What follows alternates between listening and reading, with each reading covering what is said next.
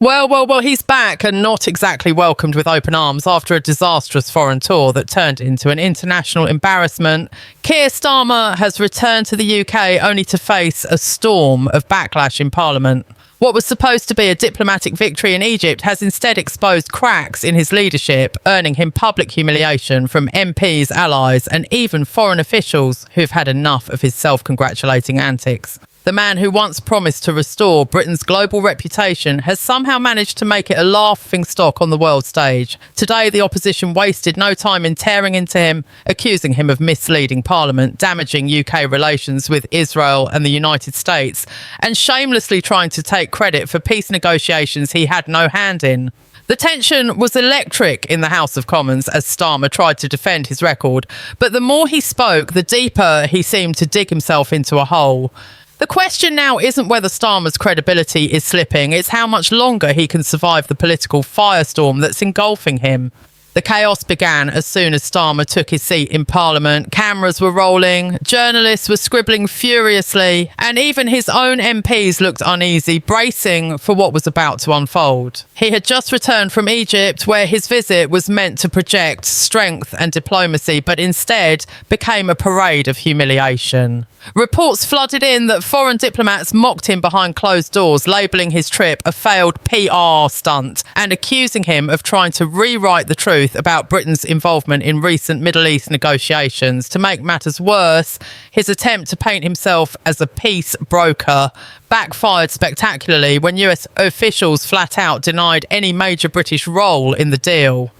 The American press even quoted one senior diplomat calling Labour's claims delusional. That single word, delusional, echoed through Westminster like a thunderclap. Inside Parliament, the opposition wasted no time capitalising on Starmer's embarrassment. The leader of the opposition rose with fiery conviction, delivering a scathing attack that left the chamber silent at first, then roaring with chaos.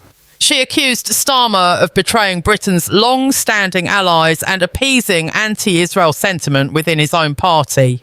Within weeks of Labour taking power, she thundered, they restored funding to UNRWA, an organisation whose members were complicit in the kidnapping of innocent hostages. And now, Labour has the audacity to claim credit for peace talks they didn't even attend.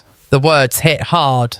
Gasps filled the room as MPs shouted across the benches, shame and disgrace. The Speaker tried to restore order, but it was too late. The tone of the session had already been set. Starmer, visibly tense, tried to stay composed. He adjusted his tie, shuffled his notes, and forced a thin smile. But the attacks kept coming. The opposition accused him of making Britain irrelevant on the world stage, pointing out how Israel launched strikes against Iran without informing London. That's how far our influence has fallen under this government, the opposition leader declared. Britain was out of the loop. The statement stung. Even some Labour MPs shifted uncomfortably, aware that she wasn't wrong. Reports had already confirmed that both the US and Israel had deliberately sidelined Britain from key strategic discussions. A humiliation for any nation that once prided itself on global clout. And then came the moral blow. When Labour recognised Palestine, she continued, they did so without demanding the release of hostages, effectively rewarding terrorism. Hamas praised that move. Think about that. Hamas praised a British government decision. The chamber erupted again. Some MPs clapped, others shouted, but everyone was watching Starmer's face. His eyes darted around the room, his jaw tight, trying to mask the anger and humiliation building beneath his polished exterior. It was exactly the kind of moment he dreaded, being cornered, forced to defend an indefensible record, live on camera for the nation to see. The opposition wasn't finished. The US Secretary of State himself, she added, said this government's recognition of Palestine made ceasefire negotiations harder. Britain's claim of playing a key role in the peace deal, the US called it delusional. The Israeli foreign minister agreed. This government has damaged relations with our closest allies and made Britain look foolish. Each accusation was like another nail in the coffin of Starmer's credibility. Trying to recover, Starmer finally rose to respond, but his words only deepened the divide. I was saddened, he began, that the opposition spent more time attacking what we did to help the peace process than mentioning the humanitarian crisis in Gaza. It was a rehearsed line, meant to project moral high ground, but it fell flat. The opposition benches jeered, shouting, "Answer the question!" as Starmer insisted his government had played a proud role in the negotiations, despite overwhelming evidence to the contrary. He even went as far as to cite Trump's former advisor, Steve Ricchetti, claiming that Britain's national security team had been instrumental in achieving the ceasefire, an assertion quickly contradicted by both US and Israeli officials afterward. The irony wasn't lost on anyone. Just a few years ago, Starmer had publicly condemned Trump's peace plan as a farce, calling it an insult to international law and human rights. Yet here he was, desperately clinging to Trump's legacy to save face. "Our government should unequivocally condemn it," Starmer had said in 2020, "because it will cause even more suffering." Those old words resurfaced online within minutes, flooding social media feeds and making Starmer look like a hypocrite of the highest order. The damage control effort was in full swing, but the truth was impossible to spin. The opposition had landed its blows, and the Prime Minister's credibility was bleeding out in front of the entire nation. Every attempt to defend his record only reminded people of the contradictions, the U-turns, and the self-serving grandstanding that had defined his tenure. The session ended with Starmer insisting that Britain still had agency to shape the world.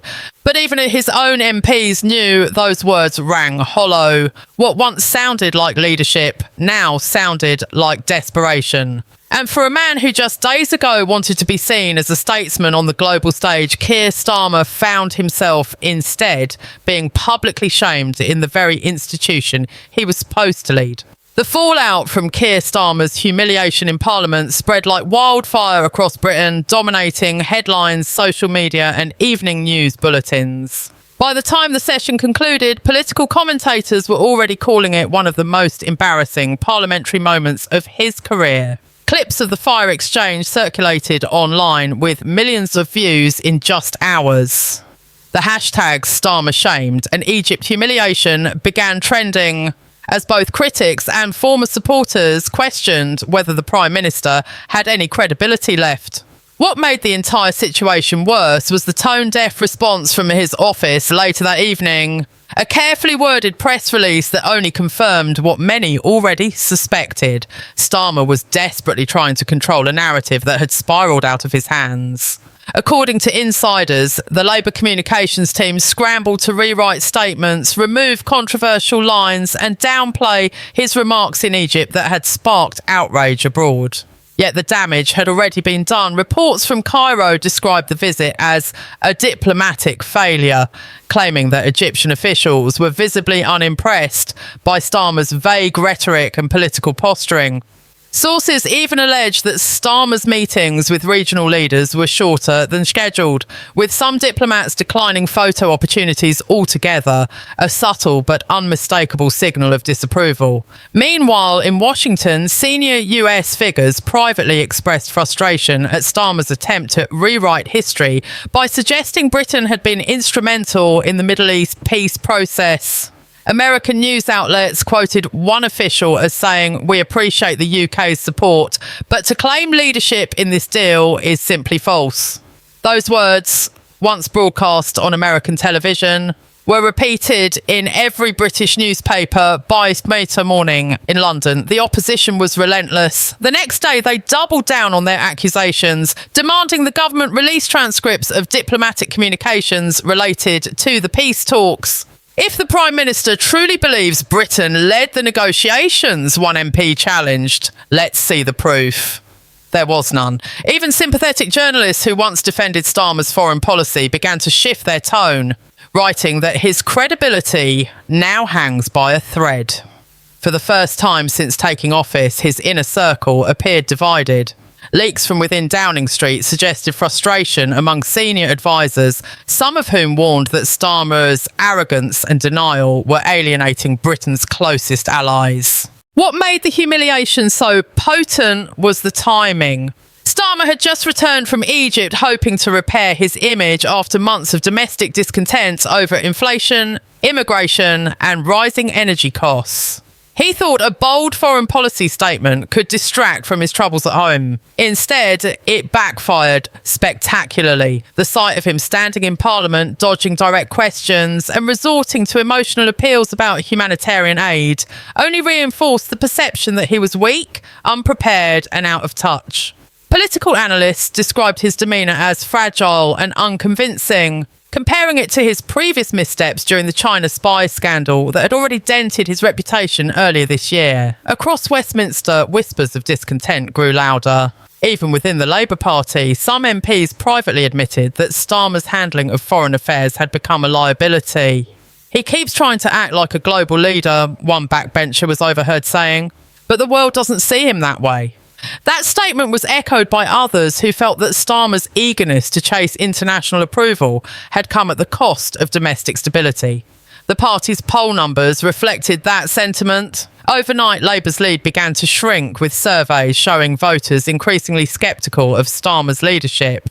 Many Britons saw his performance in Parliament not as a defence of diplomacy, but as a desperate attempt to cover his failures. Meanwhile, foreign reactions poured in. In Israel, officials reportedly viewed Starmer's comments as insulting and misleading.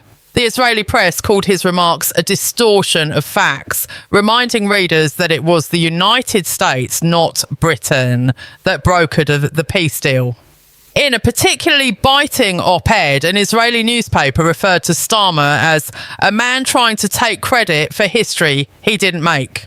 American commentators joined in, with talk show hosts ridiculing his self-praise and dubbing him Britain's accidental diplomat. Even some EU officials, who usually side with Labour, remained silent, an absence that spoke volumes. As the pressure mounted, Starmer's advisers urged him to issue a public clarification. Yet instead of taking responsibility, he doubled down. During an evening address, he insisted that his government had worked tirelessly behind the scenes to promote peace and regional stability. He claimed that his meetings in Egypt had strengthened Britain's international position, even as multiple reports contradicted those assertions. His speech, intended to project confidence, came across as defensive and disconnected from reality. Commentators described it as painfully self-congratulatory, while political opponents accused him of gaslighting the nation. What followed was an avalanche of mockery. Satirical shows replayed clips of his parliamentary speech with ironic applause, while political cartoons depicted him holding a trophy labelled Peace Deal Credit, courtesy of Trump. The image went viral, symbolising the perception that Starmer had humiliated himself on the global stage. Conservative MPs seized the moment, calling for a full review of the Prime Minister's foreign policy record.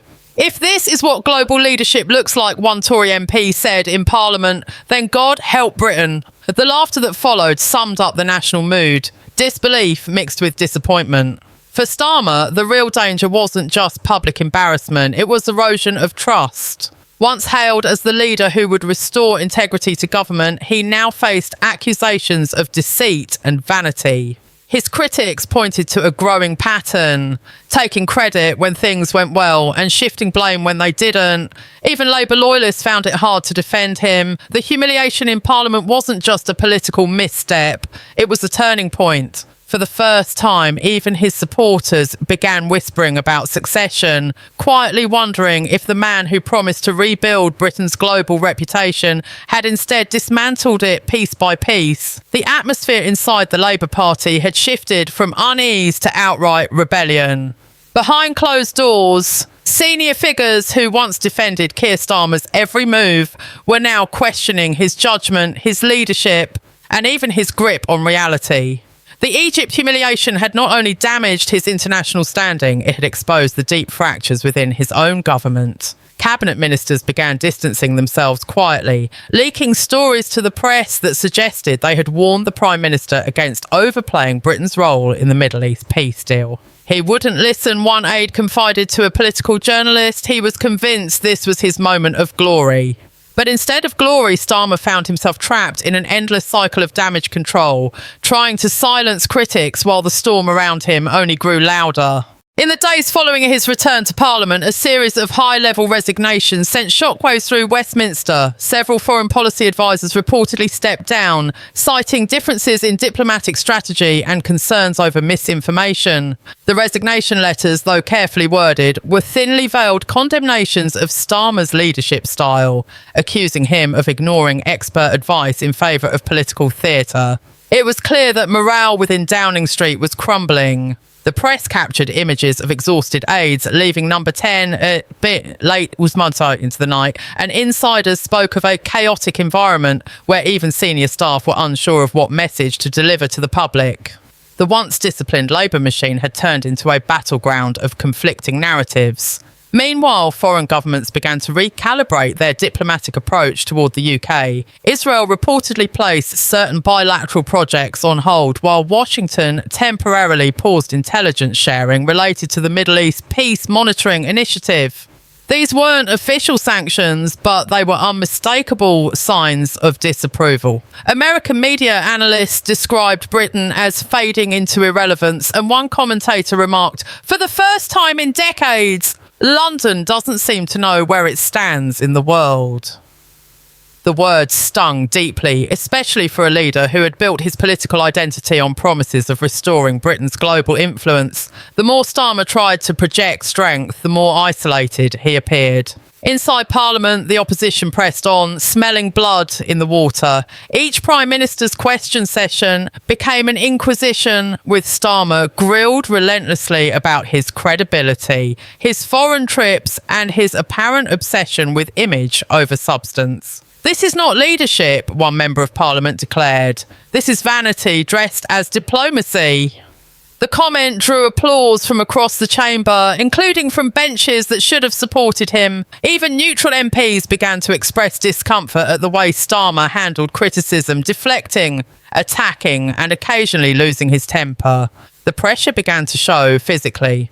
During one exchange, cameras captured him visibly trembling as he tried to defend his record. Commentators noted that he appeared exhausted and cornered, while tabloids cruelly dubbed him the shaken statesman.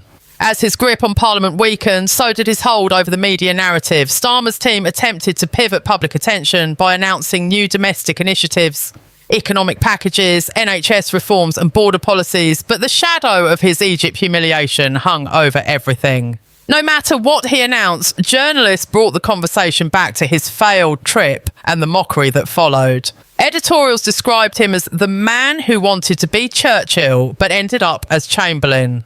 Poll numbers confirmed the public's disillusionment. A majority now believes Starmer was out of his depth on foreign affairs, while confidence in his leadership hit its lowest level since taking office. The tide that had once lifted him to power was beginning to turn against him.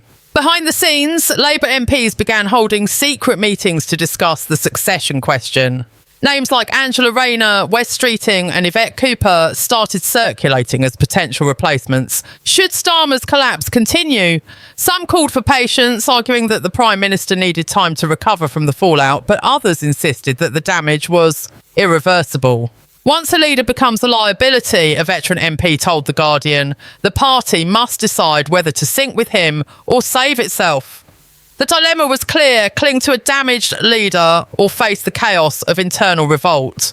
And with local elections looming, the stakes couldn't be higher.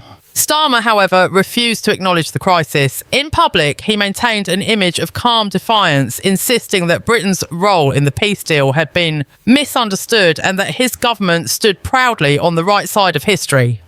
In private, though, his frustration boiled over. Reports emerged of shouting matches inside Downing Street, with Starmer allegedly berating staff for failing to protect his reputation.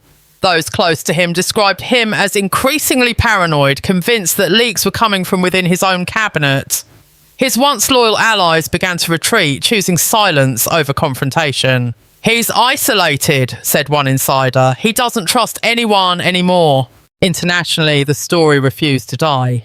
American late-night hosts continued to mock him, replaying clips of his Egypt press conference where he appeared confused and evasive. Israeli commentators accused him of moral hypocrisy, contrasting his earlier condemnation of Trump's peace plan with his recent attempts to claim ownership of it. Even Arab media, once cautiously neutral towards Starmer, began portraying him as weak and indecisive. The humiliation was total and global. Britain, once a respected player in Middle Eastern diplomacy, now seemed like a bystander, desperately trying to stay relevant. What made the entire debacle even more tragic was how predictable it all seemed. Starmer's hunger for validation, his obsession with image, and his willingness to twist narratives had all led him here. Each misstep was a product of his own ambition, the belief that he could rewrite history to suit his political agenda. But in trying to appear as the architect of peace, he had instead exposed himself as a master of illusion. The facade of competence had crumbled, revealing the insecurity beneath. As the week ended, whispers inside Westminster grew louder. Some believed he wouldn't last until the next parliamentary session. Others speculated that a major resignation, perhaps even from within the cabinet, could push him over the edge. Every headline, every soundbite, every leak carried the same theme. Keir Starmer had fallen from grace. And while he might still stand at the dispatch box, his authority was already gone. The Egypt humiliation wasn't just a foreign policy disaster, it was the spark that ignited a full-blown leadership crisis that could determine the fate of his government.